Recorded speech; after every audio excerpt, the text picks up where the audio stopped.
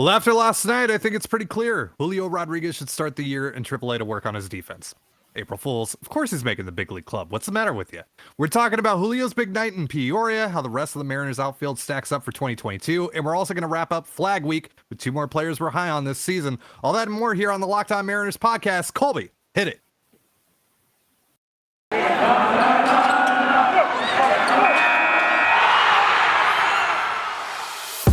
You are Locked On Mariners, your daily Seattle Mariners podcast. Part of the Locked On Podcast Network, your team every day. It is Friday, April 1st, 2022, and this is Locked On Mariners. Thank you so much for making us your first listen of the day. We are free and available on all platforms. I am your host, Ty and Gonzalez, joined as always by my co-host, Colby Patnode. I think he's over here on this side of me, right? I'm still trying to learn how the mirroring works here, but be sure to follow the show on Twitter at LO_Mariners, and you can follow me at Dane Gonzalez. That's DANEGNZLZ, and Colby at CPAT11. That's CPAT11. Be sure to also check out our Patreon. That's where we talk about the Mariners even more, and we also get into some non-baseball talk twice a week on there. Yesterday's episode was probably our most unhinged and definitely NSFW episode we've done on there by far. So if you want to be a part of that and want to hear that for some reason, I guess if you're a masochist or something, visit patreon.com/control zone for more information on that. And if this is your first time joining us here on Locked On Mariners, welcome to the show. If you like what you hear, give us a follow or subscribe wherever you're listening to this. If you're watching us on YouTube, hit the subscribe button, turn on the notification bell, and tell your friends. Tell your enemies. Doesn't matter as long as they watch the show. Greatly appreciate it. And we are doing a giveaway. Not sure if you heard about it yesterday, but if you're just tuning in today, we are giving away 2 main level tickets to the Mariners April 17th Sunday game against the Astros in section 126, row 33. If you want to win those, you can start by subscribing to us here on YouTube if you're watching on YouTube, or if not, go to our YouTube. It's called Locked On Mariners, of course. You can subscribe there, then head on over to our Twitter. Follow me. You see my @ down below me, at Dane Gonzalez. It's DANEGNZLZ. Subscribe to Colby, CPAT11, the CPAT11. Subscribe to our Locked On Mariners page. It's LO_Mariners, of course. And then retweet the giveaway tweet. All that information is down below. The link to the tweet that you need to go to is down below or in the description of the episode, wherever you listen to it, on Spotify, Apple, all that good stuff. So yeah, be sure to check that out and score yourself some Mariners tickets. So with that out of the way, you know, if you win the giveaway, you might actually see Julio Rodriguez, because again, let's not kid ourselves. Julio is making this team. Last night, Mariners defeated the Guardians 3-2 down in Peoria, and Julio was the story of the night, of course. Kicked things off with an infield single on a hard hit ball to third base and beat it out. It was a tough play for the third baseman, of course, but still pretty impressive beating that out. Steals second right after that. Scores on an RBI single by Adam Frazier. He moved to second on an error. And then next at bat, he walks. And then Adam Frazier drives him in. I think you're starting to see a trend here. Then after that, he plays the ball off the wall, hit by Josh Naylor in the left center field, and fires a seed to Adam Frazier, of course, to get Naylor out at second. Basically, Adam Frazier and Julio Rodriguez last night were playing their best Greg Jennings impression, putting the team on their back, though. And finally, the big thing that happened, of course, Julio Rodriguez hitting an inside the park home run off of one of the more fun relievers in baseball to watch, Emmanuel Clase. And right afterwards, as soon as he crossed home plate, slid into home plate, pumped as ever. Dave Sims turned to Mike Blowers on the broadcast and said, "He's making the team, Mike." And I think we've all known this deep down. Maybe some of us don't want to admit it, or some of us are afraid of getting hurt, and some of us are aware of service time manipulation in baseball in general, not just with the Mariners. We know that some teams, they will put down some of the best prospects who are very clearly ready to take that next step down in the minors to work on their defense. That doesn't seem to be the case here with Julio Rodriguez, right, Colby? No, it's nice to talk to you 5 minutes into the show. Appreciate that juicy Is it intro 5 minutes? there. Oh my It's god. 5 minutes into the show. So yeah, Julio was great last night. Obviously, overshadowed a bit by how good Chris Flexen looked. I would say. Yeah, you guys forgot about Chris Flexen, didn't you? No, he looked great, and it was awesome because the game before he had a rough day. He made the base running error that cost the team a run. He lost a fly ball in the sun, and that cost the team at least 2 runs. So it was a rough day for him. Yesterday afternoon, 2 days ago. Last night he was the best player on the field, with the notable exception of Adam Frazier. But Frazier's only in the conversation because of what Julio did. So Julio was the best player on the field, and that was not an A+ Cleveland team, but it was still a pretty good, product that Cleveland put out there. Savali's a really nice pitcher. And he was really the only Mariners hitter aside from Adam Frazier to actually get to Savali in this game. Right. And, Clase again is also a very solid reliever with some really wicked stuff. Julio got on the inside of the Parker, he got a breaking ball, which is kind of unusual for Clase, and it was up. So it was a good pitch to hit. But when you're going up against a guy who throws, I don't know, 102 mile per hour cutters, yeah, sometimes that breaking ball is tougher to hit than you would think. And he still, drove it to right center field. I'm shocked that didn't leave the ballpark. I really thought it was going to. He touched it up very nice, but you saw him run hard out of the box the entire way. Never looked like he was running that hard, but he ate up ground so quickly. It's kind of Griffey-esque. I mean, I know Ty and I, you're too young. I'm too young to remember like when Griffey first came to Seattle. But it was just kind of that similar type of like gliding where it's like it doesn't even look like he's running that hard, but he just covers so much ground that you can't it doesn't look like he's fast, but he's just eating up so much ground with every step that I didn't time the inside the park home run trot. But it's funny because you watch him run the bases, like when they kept cutting to him en route, it kind of looked like he was jogging, but there's no way you get home on that ball if you're jogging. Like it looked effortless. Just weird. Like it's like he was almost eating up like 10 feet per step. Like it was just insane. It's kind of when Colin Kaepernick would break out those huge read option runs, right? It didn't look like he was running that fast, but he was just going, man. It's outrunning everyone on the field. There's that guy. You're like, oh, that guy's got an angle, and then nope, he does not. Because he just take 2 steps and he'd be by the guy who needed to take 4 more steps to get to that same spot. So yeah, it's very effortless the way he runs, and obviously, we've talked about he's talked about how his speed probably went up like 1.5 grade. I don't think Jerry DiPoto was BSing. I did at first, and now I don't know. He might be a legitimate 65 runner. Yeah. Like he's not. I mean, let's be clear. He's not. Trey Turner or Byron Buxton. No. But I think earlier this spring he hit 29.2 feet per second on a ball from home to first. If you guys are wondering, 30 feet per second is considered elite, right? Mm-hmm. So 29.2. CJ Abrams just hit that for the Padres, and he's 30? got and he's got what 70, 75 grade speed. I think 75. So, yeah. So Julio's probably depending on if Billy Hamilton makes it or not, he's probably the second fastest Mariner on the club right now. So it's all 5 tools, and I can't imagine,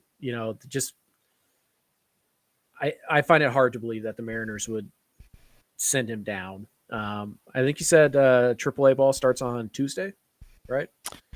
Yeah, Tacoma starts their season on Tuesday, so we should probably know either today, maybe tomorrow, maybe Sunday at the latest. I don't think they would let it linger until Monday for them to announce the Tacoma roster.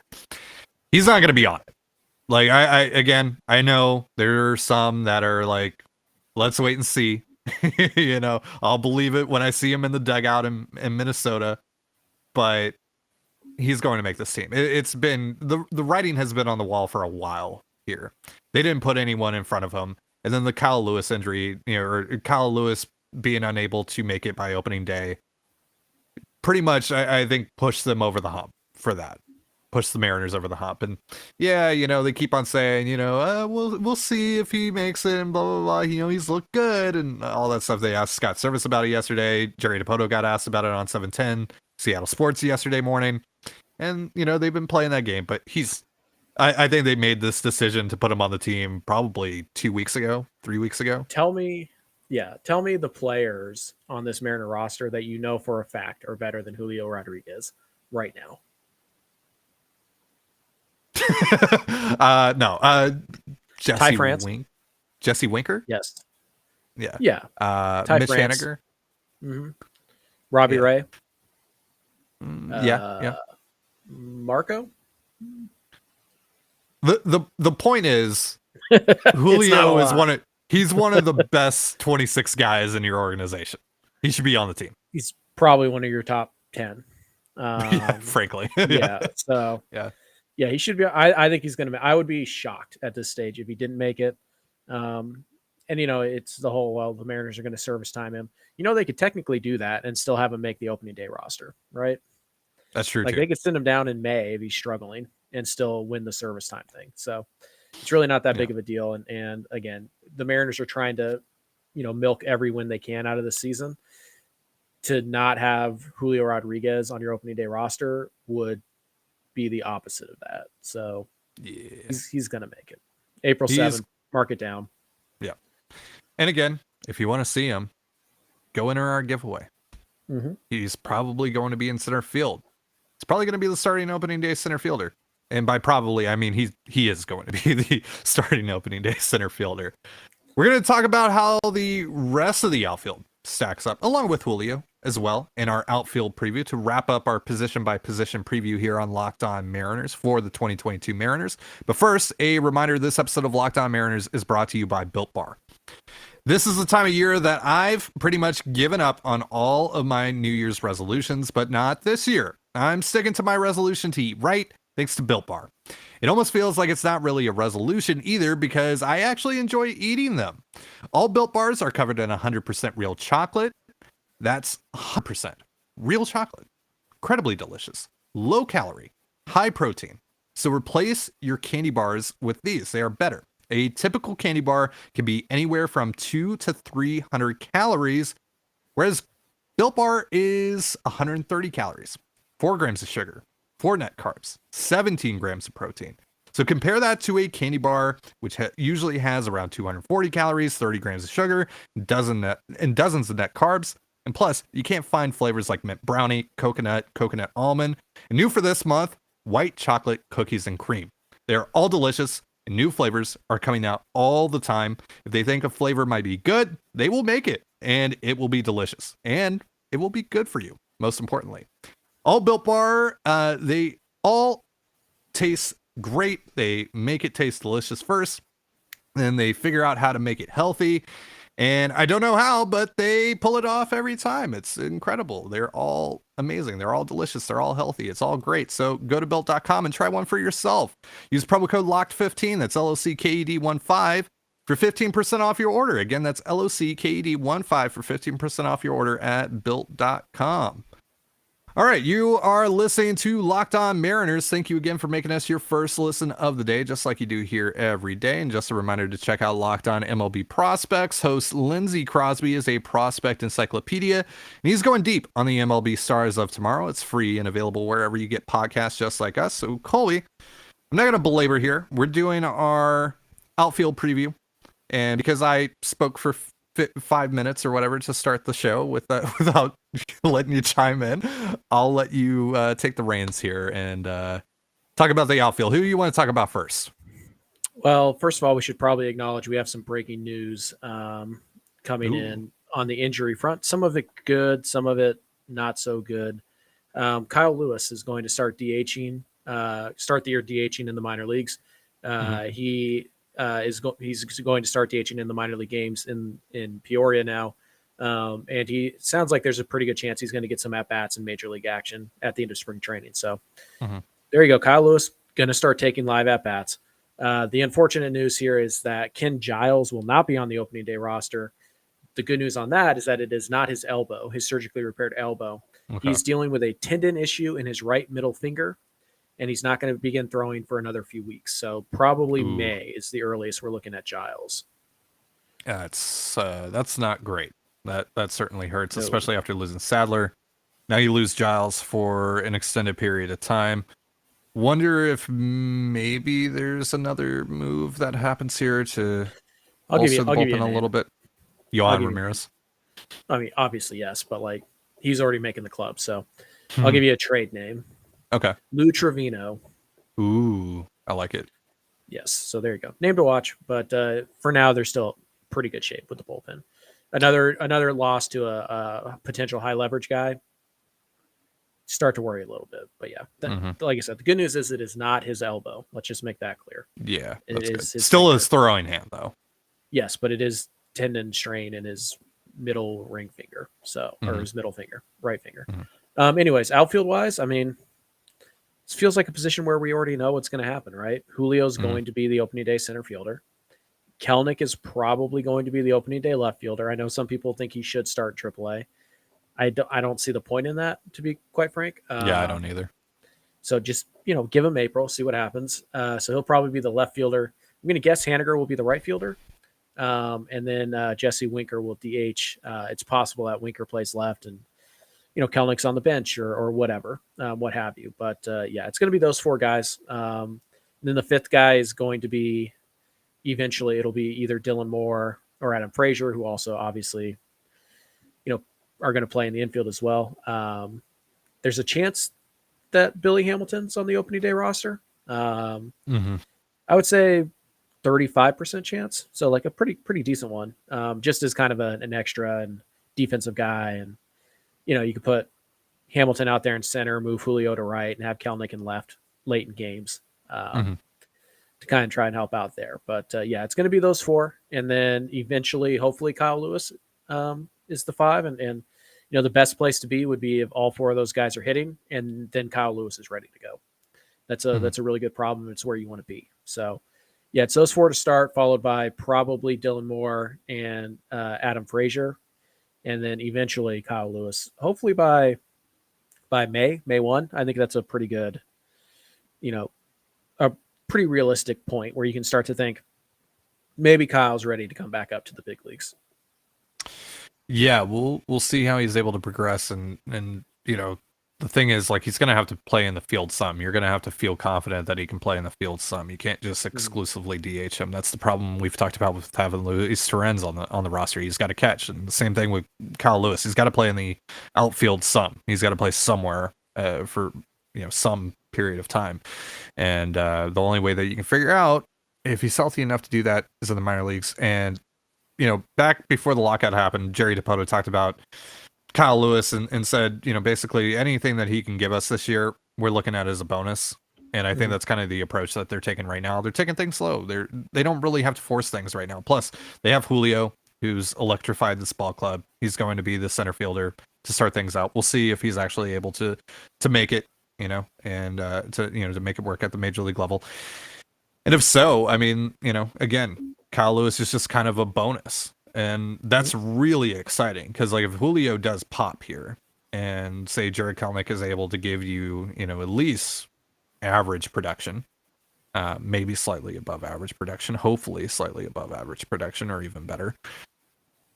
You add Kyle Lewis to the mix with Jesse Winker and Mitch Haniger. I mean, this is kind of finally an outfield logjam of sorts, but it's also incredibly exciting because you have a ton of potential there in that group.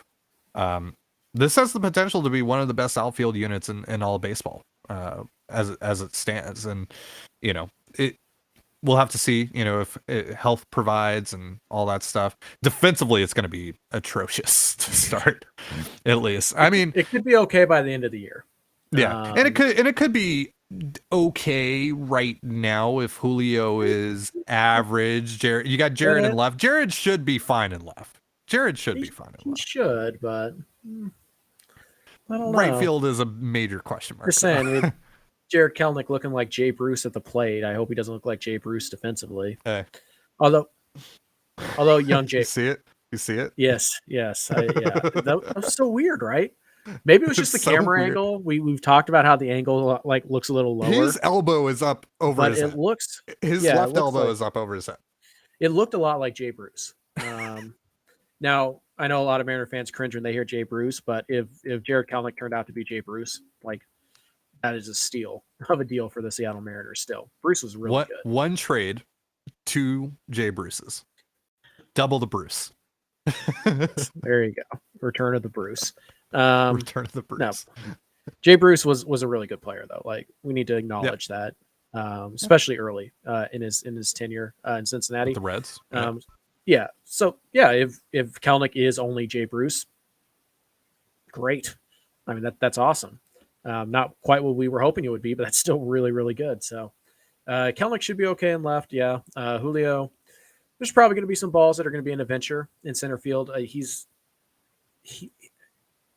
I don't think he's going to be better than say Kyle Lewis was out there, and Lewis was only above average, like 55 maybe in center field, Which was surprising, then, by the way. We didn't think that he yes, was a center fielder at all. So no, his jumps and his reaction time were just so much better than his overall like foot speed and acceleration. does that make you feel maybe a little more confident about Julio? Maybe the Mariners actually understand that some of these guys are better at center field than maybe we think? I don't know. They thought Jared Kelnick could play out there, so yeah. I mean, maybe they didn't foresee that Jared Kelnick was going to come in looking swole, but even more swole than he already was. I don't know. Maybe, yeah. Yeah, we talked about this yesterday with the infield preview. This often the Mariners' thump kind of has to come from the outfield. So yeah, you need Jay Bruce to Bruce hit 24 home runs last year and he missed like 45, 50 games. So I feel like he's a pretty safe 30 home run, 40 double type of guy. Mm-hmm. Haniger's probably going to hit around 30 home runs. Kelnick can certainly hit 30. It certainly seems like he's trying to. And then Julio's, just kind of the X factor here. I could see Julio hitting, 20. I could see him hitting 30. It's just kind of an up in the air type of situation there. So yeah, the outfield kind of has to carry the offense because it's going to drag down the run prevention side of things a little bit. Mm-hmm. So they have to make up for that with their bats. So it's a little bit of a balancing act here between the infield's, plus defense and contact bats versus the outfield's below average defense and, power bats. Right. So it's kind of a unique balance there. So yeah, there's a little bit of pressure on certainly Kelnick and Julio since we haven't seen them perform in the big leagues for a significant enough a significant enough sample size for us to feel good about it, if that makes sense. Right. Right. Whereas like Adam Frazier and JP Crawford and Ty France, like we know what they're going to do roughly. We have a pretty good idea. The outfield has a wider range of outcomes. For sure. All right, so we're going to wrap up Flag Week. We've been doing this all week long. We're going to plant our flags in 2 more Mariners in just a moment. And hey, maybe one of these guys we just talked about is going to show up here in this next segment. Real quick, reminder, this episode of Locked On Mariners is brought to you by BetOnline. After months of playing, college basketball has determined the top teams for the Final Four and will determine this year's national champion this coming week. And BetOnline.net is your #1 source for all your betting needs and sports info from all the latest odds, contests, and player props, you name it. BetOnline remains the best spot for all your latest sports developments, including podcasts and reviews for all the leagues this season. And it's not just basketball. There's baseball, there's hockey, all that good stuff. BetOnline is your continued source for all your sporting wagering information needs, including live betting and your favorite Vegas casino games. So head to the website today or use your mobile device to learn more about the trends and action. BetOnline, where the game starts. Okay, so we've been doing Flag Week all week long. This was your idea, Colby. We have been planning our flags and Mariners players that we are excited about. We're championing as our guys for this year on this team. And we're not repeating picks. If I take a guy, he's off the board. If you take a guy, he's off the board. I picked Matt Brash. I picked Eugenio Suarez. I picked Jared Kelnick and Adam Frazier. You've picked Luis Torrens, Logan Gilbert. Abraham Toro. I'm trying to remember. And then who was your pick yesterday? Marco Gonzalez. Correct. I like that pick. Mm-hmm. All right, so I'll let you go first pick here, since this was your idea. You get to close this thing off. And since it is my turn anyway, since I picked last yesterday. Oh, was it? Okay, whatever. Yes. Let's see. Which way could I go with this? Maybe we'll just go ahead and make this the Julio Rodriguez episode. I think that's where we were both going with number one, right? Yeah. I am willing to co-share number one, Julio, with you, but you do have to come up with an alternate, so we at least talk about somebody else. So we will co-share Julio number one. You're welcome. Yeah, I mean, come on, who else is gonna? I almost took Julio yesterday just because I was like, I don't want Ty to try and sneak him away from me. But then I remembered I had the back-to-back picks, so yeah, kind of get a two for there. But yeah, I figured we were both going to go Julio at number one. I actually didn't set out hey, I'll go first this time, so that means on Friday I'll also go first. I didn't really plan it like that. I didn't even look at it as the guy we pick on Monday is number 5, and the guy we pick on Tuesday is number 4. Okay, I didn't either. Well, initially my idea was we're just going to pick 5 guys each, and if we happen to share one, then whatever, we'll just talk about that guy. Right. But you wanted it to be you can't have the same guy. So I was like, okay. So yeah, these aren't in order, but I feel like Julio is probably most people's number one anyways. You know what I mean? Yeah. So yeah, I mean, how can you not? Julio last night was just energy in the late days of spring training where it can be really hard to play with any fire. You're just kind of, you're kind of down the home stretch. And last night you were exactly 1 week away from opening day. So yeah, you just kind of, man, I just want to get to Minnesota. I just want to get this thing started. And Julio brought energy. He brought excitement. He brought passion and joy and fun. And that's who Julio is. That's not an act. That's not nothing about what he did last night is unrepeatable or disingenuous. He's a dude who loves baseball. He loves playing the game. He loves having fun playing the game. And he's a guy who the Mariners are building around. What does Jason Churchill call him? Jason Churchill, baseball things and prospect. Yeah. The franchise, baby. He's franchise. Yeah. And it certainly feels that way. The Mariners, I would not be shocked if the Mariners gave Julio a Wander Franco-like contract sometime in mid-June, July. Assuming he's hitting like he is. The Mariners love Julio Rodriguez. Yeah. He is the only player. Why. Yeah, absolutely. He's the only player I believe is as he's as close to as untouchable as any player ever will be under Jerry Dipoto. The only guys I could see him being traded for at this stage are Shohei Ohtani. I'm not even Ronald Acuna Jr. Right. Fernando Tatis Jr. I'm not even joking. It's guys like that. Juan Soto. So yeah, he's got that kind of upside too. There was a report yesterday from, I can't remember who it was from, but they had a couple of there was a quote from, I believe it was an assistant GM, if I'm remembering correctly, that said that they see Julio Rodriguez as kind of like a combination of Fernando Tatis Jr. and I believe Juan Soto. This week in hyperbole. Yeah, I mean, obviously, yeah. And let's be clear about this. Julio does not need, nor should you expect him to go out and be Ronald Acuna or Fernando Tatis Jr. or Juan Soto, right? That is a completely unfair expectation of Julio. Just because those guys did it at roughly the same age doesn't mean that Julio has to do it to be on their level, or he has to do it for the Mariners to be good. That is completely unfair to ask of really anybody, but especially Julio, who's only played, I think the official number is 46 games above the A-ball level. Yeah. I mean, it's insane how much talent he has. But so yeah, it's hard not to get excited about him. Oh, absolutely. I'm in. Here's what I would say. What do I think Julio's going to do this year? I think a fair expectation would be 230, 330, 450. I think that's fair to expect that. If you're asking me what Julio's ceiling is as a rookie, 300, 400, 500, 30 stolen bases, 30 home runs. I'm not again, that's absolute high ceiling. All right. But what do you, the fan, not the analyst, the fan, Colby Patno, think Julio Rodriguez is going to do this year? I think he's going to win the batting title and compete compete for an MVP. Like, come on, the guy. Honestly, like we talked about this in the past. Like, I think a good like just baseline comp for him. Like, this is Mhm. like the majority of the times you run the simulation. This is who he ends up being. I think it's Nelson Cruz in Texas Mhm. with better defense and base running, right? But Yeah. people forget Cruz Speed. was a really Yeah. good athlete. Yeah. So, I Yeah. mean, I think he had a couple of years where he stole 20 bags. Mm. So I think that's like the baseline for Julio. But I think there's a chance that he is Seattle Mariners Nelson Cruz with above average defense. Like, I think that's a fair comp. And I think one of the comps I've seen to his bat that obviously stands out, Miguel Cabrera.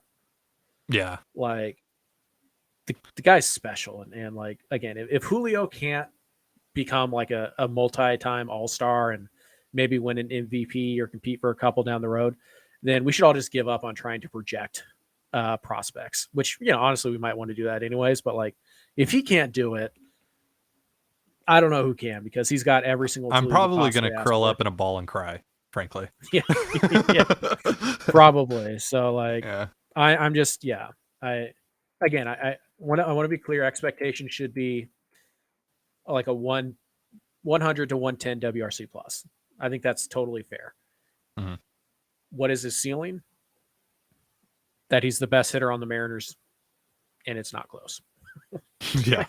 And that's a lineup that includes Jesse Winker, who we've talked about as being perhaps the most underrated hitter in baseball, who finished 6th last year in WRC plus, Mhm. behind like Shohei Ohtani, Bryce Harper, Vlad Jr., Juan. So like, it's just an insane list.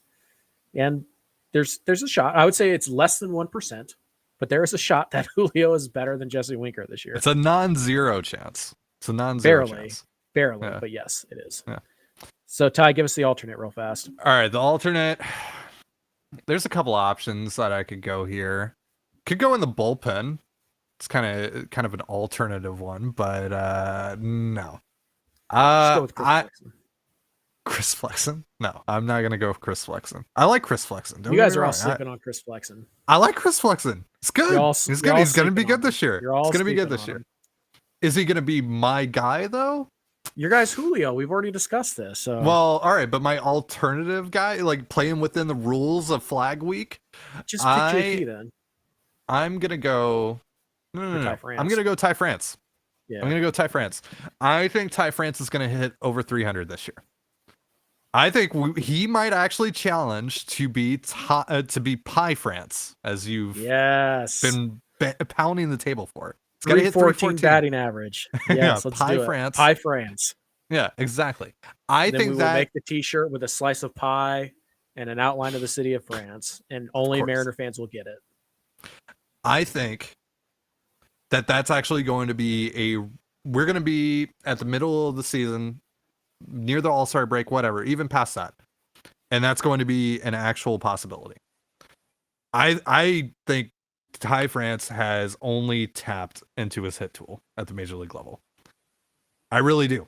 I think he's going to tap into more power. I think he's going to tap into more average. And plus, he actually has a position now where he's good. And yeah, it's first base, whatever.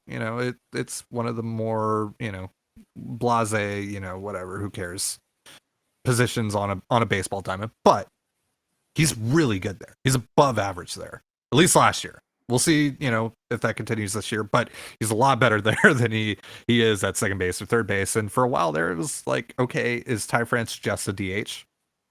Doesn't seem like it.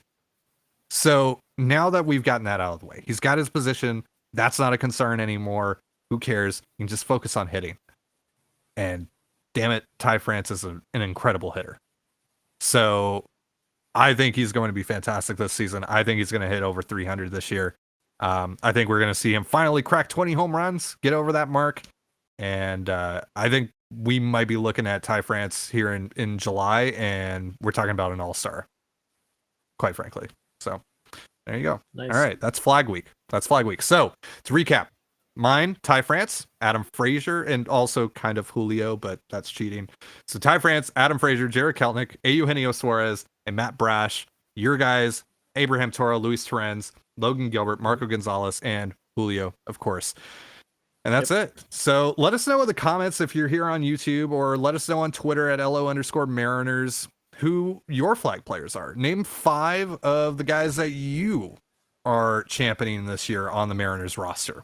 And with that, that's going to do it for our show. Again, don't forget to enter our giveaway if you want to go see the Mariners play the Astros on April 17th. You can find all that information here in the description, wherever you're listening to it. If you're here on YouTube, or if you're on Spotify, Apple Music, all that good stuff, or Apple Podcasts rather, all that stuff. And thank you so much for joining us here on Locked On Mariners and for making us your first listen of the day, just like you always do. For Colby Patnode, I'm Ty and Gonzalez. Be sure to give us a follow on Twitter, like I said, at LO_Mariners. You can follow me at Dane Gonzalez, that's DANEGNZLZ, and Colby at CPAT11, that's CPAT11. You can also find all that stuff in the description of this episode. You can find links to where you can just listen to the podcast on Apple and Spotify and all that good stuff. Now, make your second listen of the day Locked On MLB, where Paul Francis Sullivan, and please call him Sully, brings you his unique perspective on the Major League's present and past. It's free wherever you get your podcasts, just like us. So have yourself a beautiful baseball day and a beautiful baseball weekend, and we will see you on Monday. Peace.